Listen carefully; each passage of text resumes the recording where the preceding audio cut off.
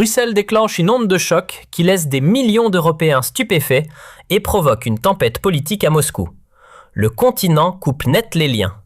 Les points de passage ferment les uns après les autres, le ciel se vide de ses liaisons vers l'Est et Schengen se mue en citadelle digitale bardée de contrôles. Ce qui, à première vue, pouvait passer pour une formalité bureaucratique, s'impose en réalité comme la rupture la plus brutale avec la Russie depuis la fin de la guerre froide. Quant à la riposte de Vladimir Poutine, elle dépasse tout ce que l'on imaginait. Restez connectés, ça va chauffer. Aujourd'hui, la Finlande présente son nouveau mur frontalier. 200 km doivent être construits sur une frontière totale de plus de 1300 km avec la Russie. Et une chose est claire, ce mur ne sert pas à se protéger d'une attaque militaire. La Finlande affirme que la Russie pourrait utiliser des migrants comme arme dans une guerre hybride. Mais c'est précisément ici que se révèle l'absurdité de la politique occidentale. On ne réagit pas à de vrais problèmes de sécurité, mais à des menaces construites de toutes pièces. Un officiel déclare que le mur améliore notre capacité à maintenir la sécurité, surtout si la Finlande est exposée à une migration dirigée. Ça sonne fort, mais pour les gens sur place, cela signifie avant tout une chose: des bases de vie détruites. Un propriétaire d'hôtel est au bord de la faillite à cause du blocus frontalier. Pour lui, le mur et la fermeture sont une pure tragédie.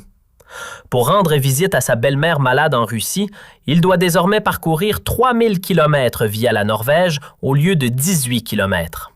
Son hôtel frontalier s'effondre pratiquement. 90% de ses clients venaient autrefois de Russie. Tout était préparé, rénové, financé, et maintenant, c'est l'arrêt total. Pas de clients, pas d'avenir. Le propriétaire d'hôtel résume amèrement: « Le mur est un paradoxe complet. Il n'a aucun sens. Plus de 1000 km de frontières restent ouverts. Comment un voisin ordinaire doit-il se sentir quand on lui plante soudain un mur devant la porte? » C'est exactement cette politique symbolique que l'on connaît aussi en France. Coûteuse, à peine efficace. Et au final, ce sont les citoyens qui paient l'addition. La commune finlandaise de Thomas Järvi vivait depuis des décennies de la frontière. Maintenant, c'est le calme plat. Le petit trafic frontalier, autrefois plus d'1,5 million de passages par an, est mort. Les familles qui vivent depuis des générations entre les deux parties de la Carélie sont déchirées. Fini les plans d'essence bon marché en Russie. L'échange économique est gelé, les contacts humains coupés. Et pourtant, on entend à Helsinki les mêmes phrases qu'à Paris. Il y a une certaine situation de menace. Nous devons renforcer notre capacité de défense.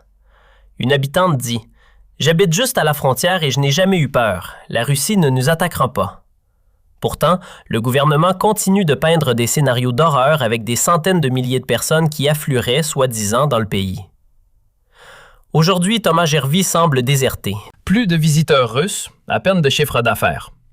Les entreprises luttent de toutes leurs forces pour survivre.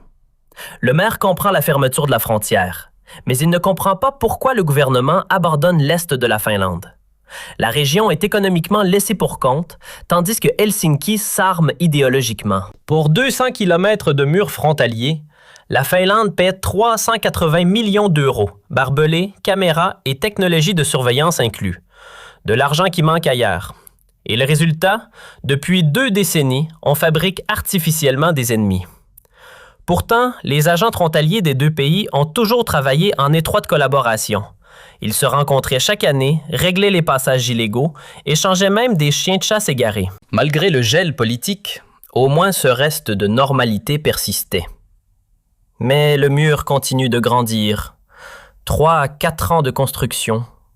3 à 4 ans pendant lesquels une région s'appauvrit, des existences sont détruites et l'Europe se divise davantage.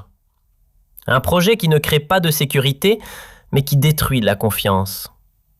De manière générale, les visas sont stoppés, les demandes sont réexaminées, les autorisations de voyage révoquées. En 24 heures, les lignes téléphoniques des agences de voyage russes s'effondrent à Kaliningrad.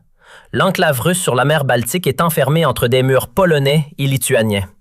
C'est un moment qui montre aux Russes que la guerre de Poutine ne se déroule plus seulement au front, mais dans leur propre passeport, dans les bases de données de l'UEE. Les frontières ne sont pas seulement fermées aux espions et aux oligarques, mais à des millions de gens ordinaires qui ont des parents à Paris ou à Lyon.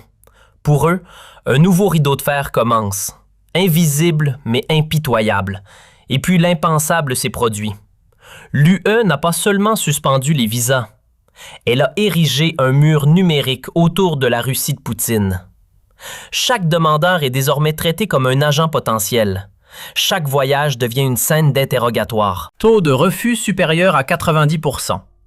L'Europe a déconnecté la Russie globale de Poutine. La décision de la Commission européenne n'était pas surprenante. Elle était le résultat de mois d'hystérie à Bruxelles. Chaque petite nouvelle en provenance de Russie était gonflée et instrumentalisée. Des drones au-dessus du Danemark devenaient des scénarios d'attaque.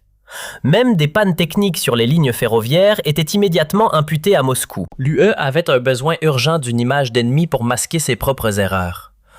Alors que sur le plan militaire en Ukraine, rien n'avançait plus, à Bruxelles, on cherchait une nouvelle justification pour sa propre politique d'escalade. La Russie servait depuis longtemps de surface de projection.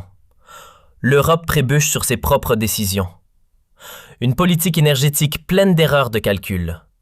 Une élite politique qui fait de grands discours, mais assume à peine la responsabilité. Et maintenant, on cherche le bouc émissaire à Moscou. Jordan Bardella l'a clairement dit sur un plateau de télévision.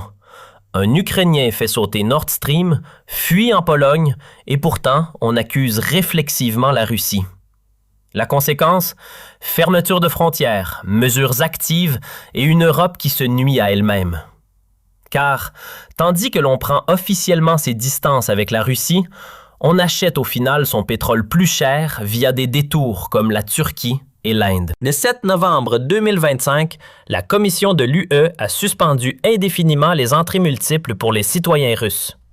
Une mesure vendue comme politique de sécurité, mais qui est en réalité l'expression d'une faiblesse politique. Au lieu de chercher le dialogue, l'Europe s'enferme. L'espace Schengen redevient un bloc idéologique qui a peur des rencontres. Particulièrement absurde, l'UE rend extrêmement difficile pour les Russes de voyager légalement, tandis que les Ukrainiens entrent en masse sans aucun contrôle et intègrent immédiatement les systèmes sociaux. C'est exactement ce que dénonce le Rassemblement national depuis des mois. Les citoyens russes doivent payer des centaines d'euros pour des visas, fournir des données biométriques, livrer un paquet complet de documents, attendre des semaines pour des décisions et souvent essuyer des refus. Les Ukrainiens, en revanche, passent la frontière sans visa, sont enregistrés et reçoivent des aides sociales, un logement et des soins médicaux. Les chiffres parlent d'eux-mêmes. 12 257 nouvelles arrivées depuis le début de l'année. Beaucoup d'entre eux sont de jeunes hommes, tandis que des familles russes qui voyagent légalement depuis des décennies sont désormais punies.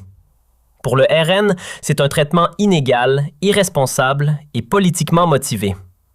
La réforme prévue pour traiter les Ukrainiens comme des demandeurs d'asile ordinaires à partir du 1er avril 2025 est, du point de vue du RN, un pas bien trop tardif. Les communes sont déjà surchargées, les systèmes sociaux à la limite. Pourtant, au lieu de s'attaquer à cela, le gouvernement français croit pouvoir montrer sa force avec des restrictions de visa toujours plus sévères contre les Russes. En réalité, on frappe surtout la classe moyenne.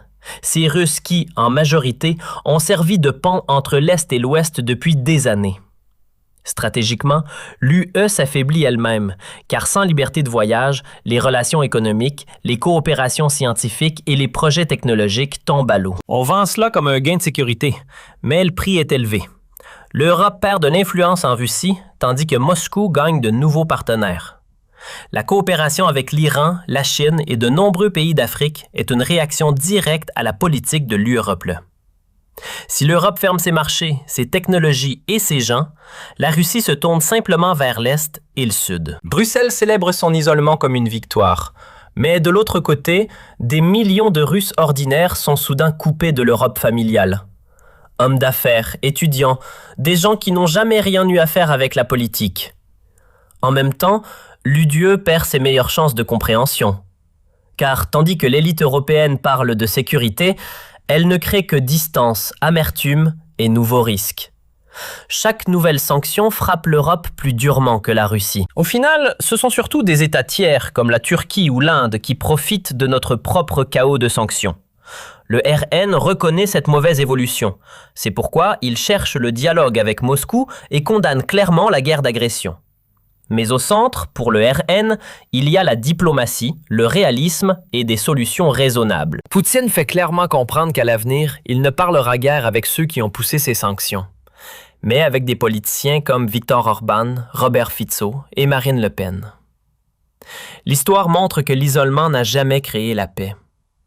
C'est précisément ce point que Bruxelles semble ignorer, mais il façonnera de manière décisive les années à venir. Merci d'avoir regardé. Abonnez-vous à notre chaîne. Nous vous apportons la vérité tous les jours.